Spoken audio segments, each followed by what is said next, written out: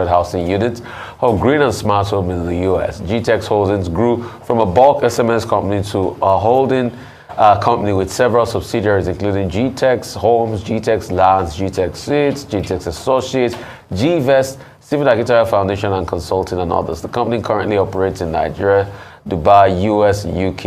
It was recently awarded Forbes Best of Africa's 2023 Investment Coach and Real Estate Mogul of the Year. He's a serial entrepreneur and currently working on a 7-year, over 400 housing unit project in the US. The Green Estate, which will sit on 40 acres of arable land, I should say, would also account for the largest stretch of luxury housing in the United States of America, raising the bar for the future of luxury and technology in modern housing. In this interview, Dr. Stephen will highlight the parameters of the project for existing investors and would-be investors. He will also speak on the viability of the global real estate market and how GTEx is evolving to accommodate the emerging demands of modern housing. Welcome to the show, Dr. Stephen Akintayo. Doctor, GTEx Holding has come a long way. Can you tell us about the growth of the company, how you built GTEx as a global brand, and what exactly the interests of the company are? I'm good to see you again. You know, I know some of this story myself, so I will just wait back and hear it again as you tell the story. People have accused you of being nice to me when I come to your station. That governors tremble before Rufai. How come he's nice to you? I said, but he knows the story. So I used to come to your radio station then to market bulk SMS and interviews and all that.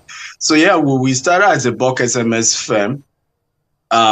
Then we had, I remember an organization that wanted to do an event. So they gave us 700 Naira. And then I added 300. I didn't have a laptop. It was the days where you go to cyber cafe, then you sign up to another company that had a website. And then, you send the SMS from their portal. And then gradually we started going to schools to convince schools that they could communicate to parents via SMS during holidays. Parents are owing them for stuff. Before you know it, big companies were interested. In those days, there was no what we call DND. So when you send SMS to anyone, they get it. And so it became another tool for big companies to start using it as a marketing tool. And we grew at some point to become the largest database owners. Email, we had over 10 million email database. We had over 100 million phone number database categorized by entrepreneurs, those who were entrepreneurs, those who were professionals, those local government by local government. And that's really how we started. 2015, I said to myself, what next? Because at that point, Chivita, PZ, all the political parties were our clients. We're really on top of it. I said, what next? I mean, for me, I love to look into the future. I believe that at your peak is when you should have a new vision, a new dream, a bigger dream. And a lot of entrepreneurs, but unfortunately in Africa, we get to relax when we're at a peak and then begin to feel like we've arrived. But for me, what's next? And real estate was next because visiting Silicon Valley, I went to Google campus, Facebook campus, Apple campus, and I was humbled because some of these places like Facebook campus over 100 acres of land, I think almost 200. And so I saw that these guys were big time into real estate game. It wasn't just the software, it wasn't just the technology. I mean, at this point, I was visiting Silicon Valley. I've helped companies build over 5,000 websites for different small businesses. So it dawned on me, real estate was a real long-term game. Every sector, I don't care what you do, you are into real estate. Media, your studio now has to be on a property. Hospitality, hospitals, clinics, tourism, agriculture is still real estate business. So we're expanding to real estate, and here we are. All right. All right, really great, and it's always refreshing to hear stories like this. Starting, you're persistent. I was saying that your story speaks of your business acumen, being able to venture into different parts of business and succeed. Can you tell us about the expansion in your Nigeria real estate portfolio and why? Yeah, so I mean, we set out. Remember, we started real estate in Nigeria, and the first vision was we wanted to do to have 200 locations where we have estates. At the moment, we have over 20. This year, we should be adding another 15 to 20 as well. I mean, our biggest expansion in Nigeria is actually this year. And unfortunately, sometimes people, because of the US expansion, people think that maybe we're moving out of the Nigerian business. No, we have a new 260-acre estate we're launching in Djibouti in the next couple of weeks. We have 2 new estates we're launching in Port Harcourt. We're moving to the eastern part of Nigeria. Aba and Enugu is at the first states, and then gradually move to the other ones. We're moving to the northern part of Nigeria. Kaduna is almost launched now.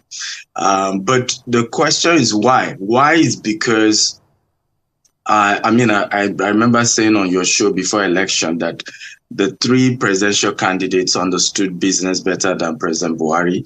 And I see economic growth irrespective of who wins the election or who is declared the winner.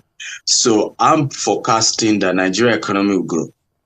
And the truth is, real estate is at the foundation of that growth.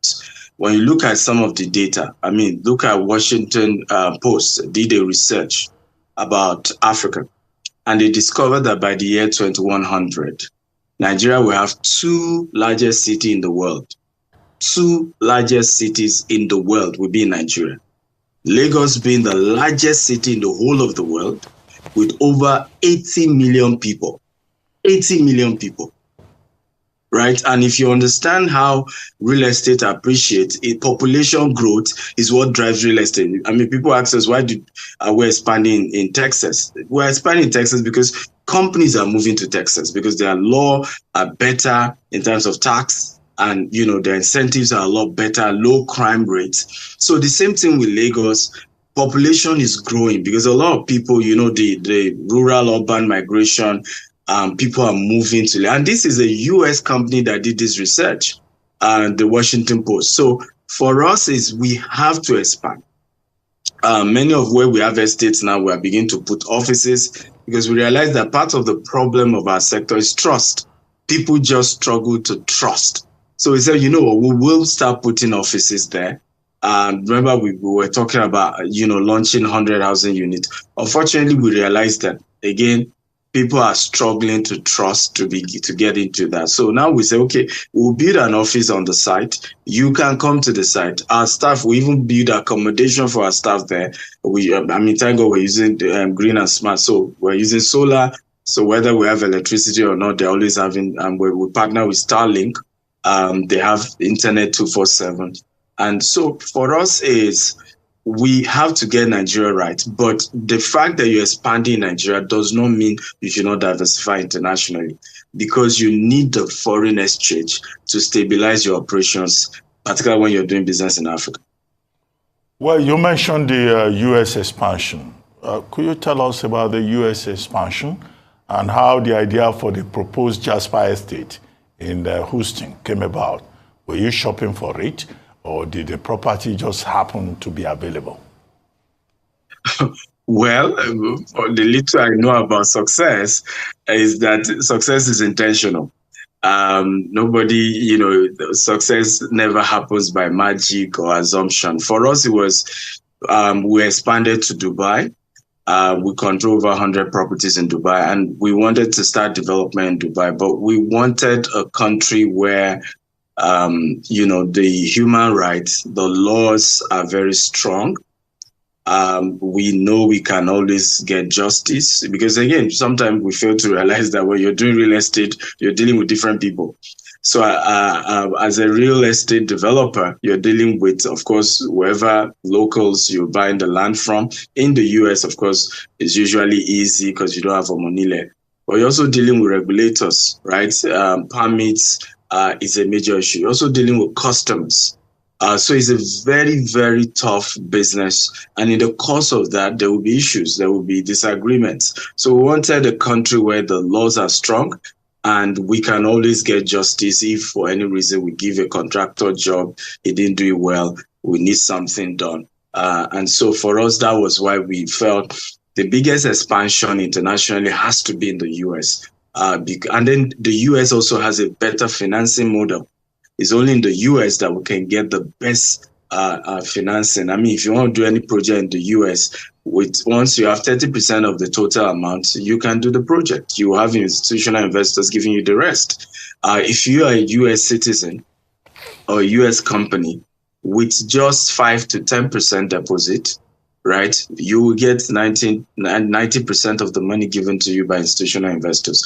It's also easier to raise funds because there are law.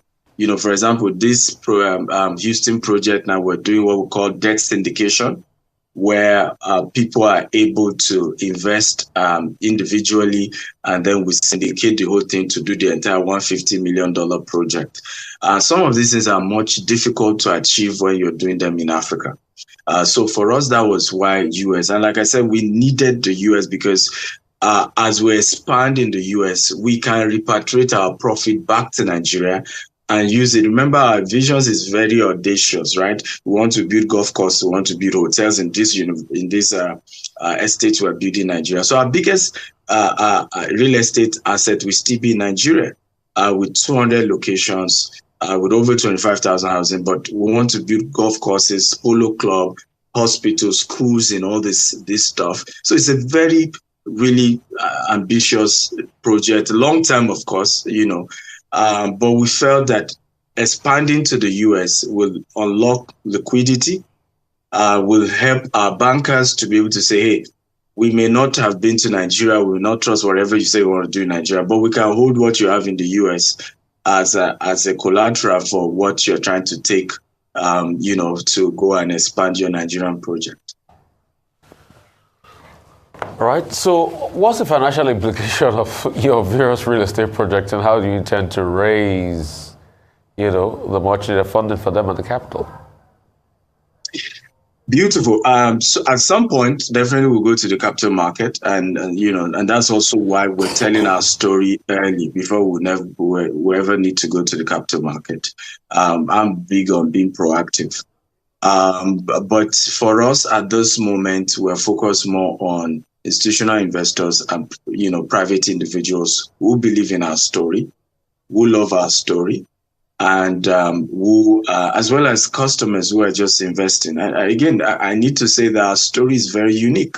Oftentimes I meet people who say to me, your model looks disruptive, right? Hardly will you ever see any company as big as yours coming on social media, coming on normal media, talking about projects, raising funds, talking about, and I say, well, it's just a sign of the times. And I hope young people can learn from that, because I cannot raise funds the way Dangote will raise funds. I can't raise funds the way Tony Elumelu will raise funds. Why?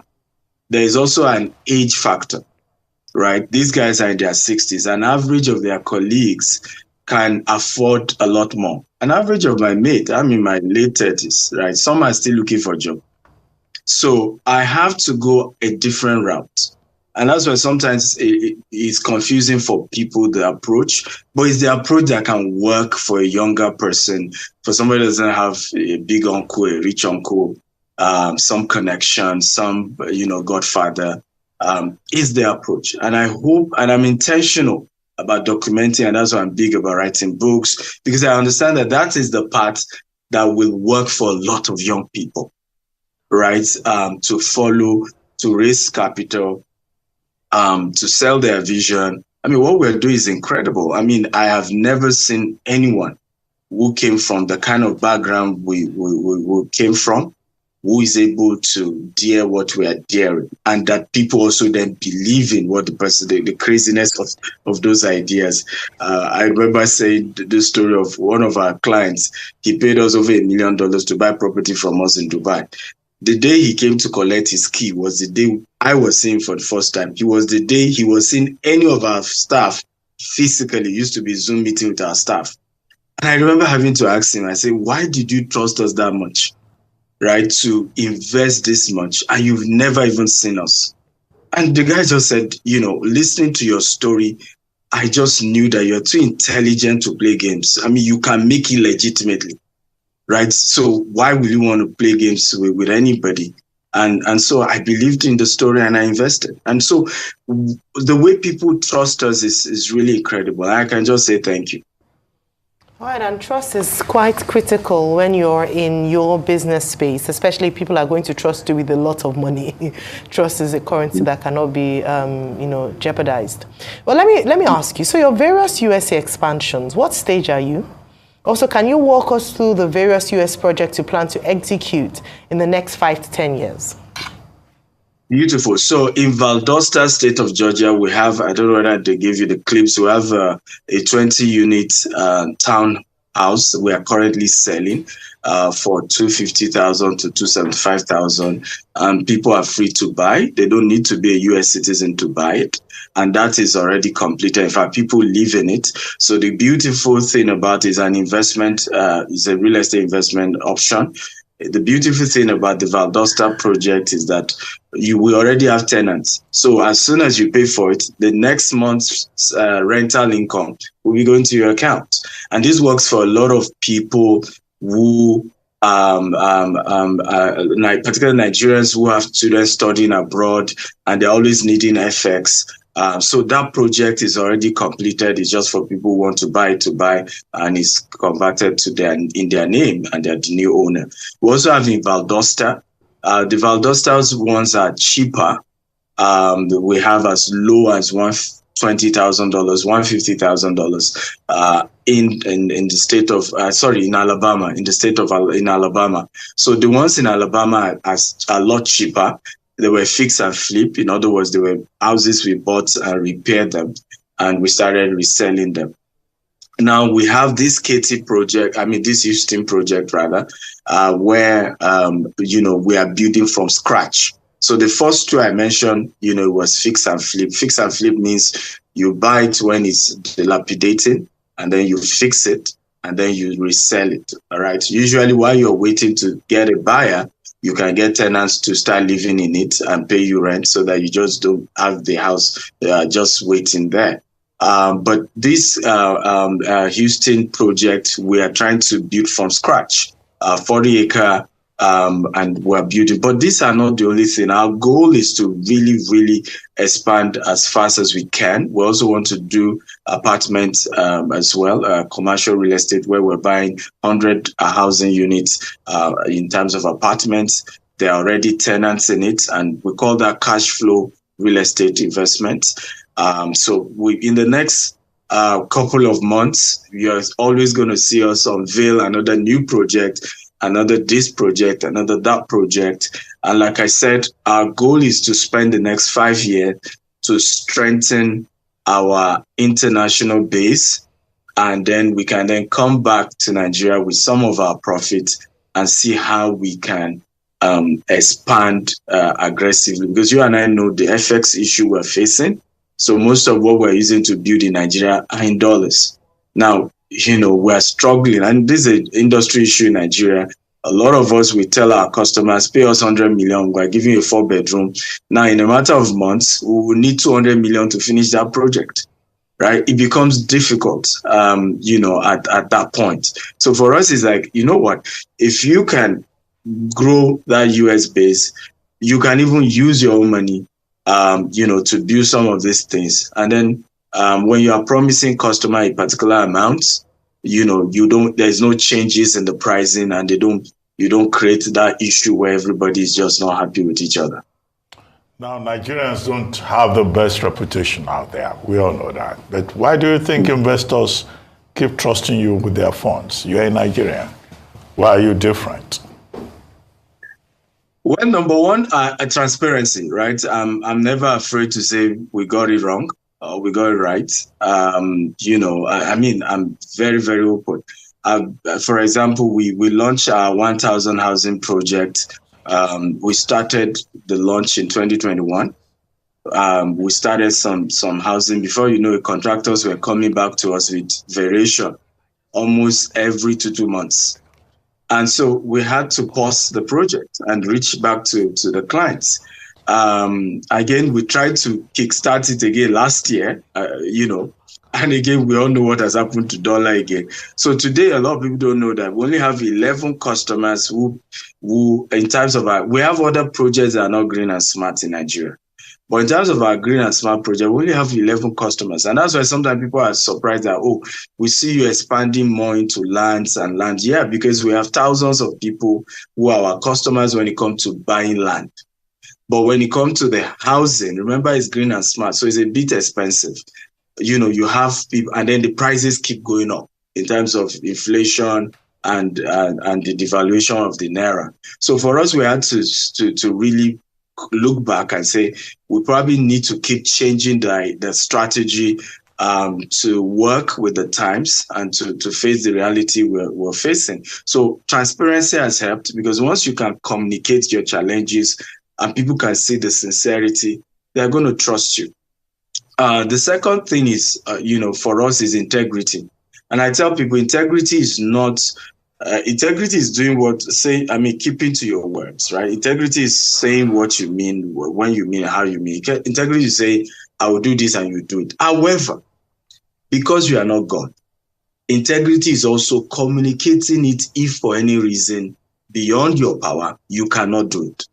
And I think I tell people, I say Nigerians are not that unreasonable. They just want you to talk to them, right? If things don't go the way you have planned it, open it up and let them know, communicate it. And so for us, I think that has helped. Ability to, it's risky as well, because you are being vulnerable. You're coming online every day. You're talking, you're sharing your journey, you're sharing where you are. But I think it resonates with a lot of our people. And it's probably one of the reasons. I mean, you guys can also tell me what are the other reasons, but those are the ones I have figured out. I mean, so are you confident that GTEx is not buying more than it can chew, especially in the light of the recession that has hit many economies in the world? Beautiful question. So my argument is always go the opposite direction. 16 years is enough time to agree that certain philosophies work. I mean, we've been in business 16 years now, and we've always grown bigger and better during crisis.